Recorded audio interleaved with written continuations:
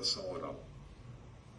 Obrigado, Excelência, excelentíssimos senhores desembargadores, eminente Procurador de Justiça, outros colegas advogados e advogadas, alunos que estão presentes na sessão e demais serventuários, desejando uma boa tarde a todos, um bom trabalho. Excelências, o que temos aqui é um recurso em sentido estrito, interposto pelo senhor João Guilherme, no âmbito de uma queixa-crime, na qual se imputa diversos crimes contra a honra em desfavor da minha cliente, a senhora Camila, e outros corréus. Hoje, Excelências, com todas as vênias, o que está em julgamento é se a Camila, que foi vítima de importunação sexual, também deverá ser vítima de violência processual. A bem da verdade, é isso que está em julgamento na presente data. A senhora Camila foi vítima desse senhor João Guilherme do crime de importunação sexual. Camila, uma menina que à época não tinha nem 20 anos de idade, comunicou às instâncias e às autoridades competentes do ocorrido, exerceu um direito legítimo de comunicação de fatos. Ela, sendo aluna da Universidade Federal do Paraná, comunicou às instâncias universitárias, inclusive por ser uma atleta das líderes de torcida, comunicou também a organização da equipe esportiva e também comunicou a autoridade policial competente para que essa importunação sexual fosse apurada. Isso é um direito legítimo de qualquer pessoa. Mais do que isso, em se tratando de caso de violência contra a mulher, mais do que um direito, é uma situação que envolve acolhimento, compreensão, e não essa inversão de polos que se está a pretender, com todas as vênias, nessa queixa-crime, colocando uma vítima de violência sexual na condição de ré, por calúnia. Excelências, com todas as vênias, só pela narrativa fática, só pelas circunstâncias desse caso concreto, é absurdo cogitar-se do processamento de uma queixa-crime como essa. Mas não para por aí, porque basta ler a queixa-crime. A queixa-crime, como bem reconhecido pelo juízo de primeiro grau, não subsume fato nenhum ao tipo penal. Chega-se ao absurdo, Excelências. Pelo amor de Deus, a queixa-crime imputa denunciação caluniosa, um crime cujo processamento é de ação penal pública. Veja-se o tamanho da inépcia. Pior, imputa um crime que sequer existe. Fala que está previsto no artigo 141, inciso 3 do Código Penal, que seria um crime autônomo, que tem pena em dobro. Excelências, artigo 141, 3 do Código Penal é uma causa de aumento de pena e que não prevê pena em dobro, prevê um aumento de 1/3. Então, de onde vem esse crime? Não se sabe. E o nome de Camila, onde aparece nessa queixa-crime? Não existe. Não existe menção à conduta praticada pela senhora Camila. Então, do que ela é acusada? Não se sabe. É por isso que o juízo de primeiro grau bem reconheceu a inépcia da denúncia, ou melhor, da queixa-crime. E o pior é que os vícios vão só se agravando, Excelências. A queixa-crime, que imputava 4 tipos penais distintos, foi proposta perante o Juizado Especial Criminal.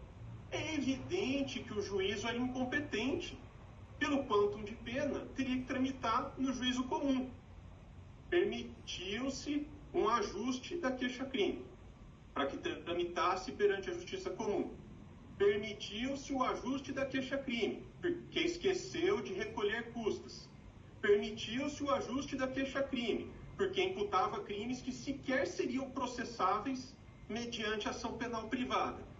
Excelências, todo o acolhimento que haveria de ser dado a uma vítima de crime sexual está sendo dado ao seu autor, que agora se coloca na posição de vítima de crime contra a honra.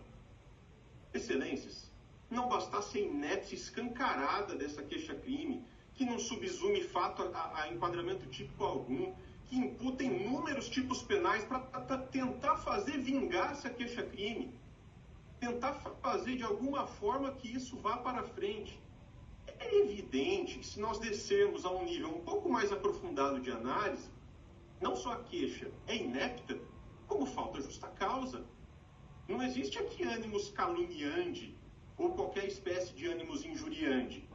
Uma pessoa foi vítima de crime e comunicou às instâncias e às autoridades competentes.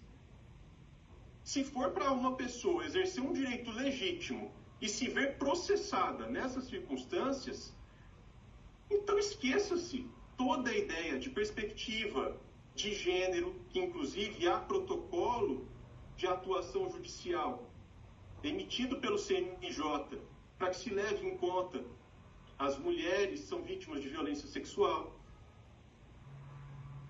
Prejudica-se até mesmo a ideia de levar as autoridades à necessidade de apurar os fatos. Veja, não cabe à vítima provar que um fato realmente aconteceu ou não. Ela exerceu um direito legítimo de comunicação do fato.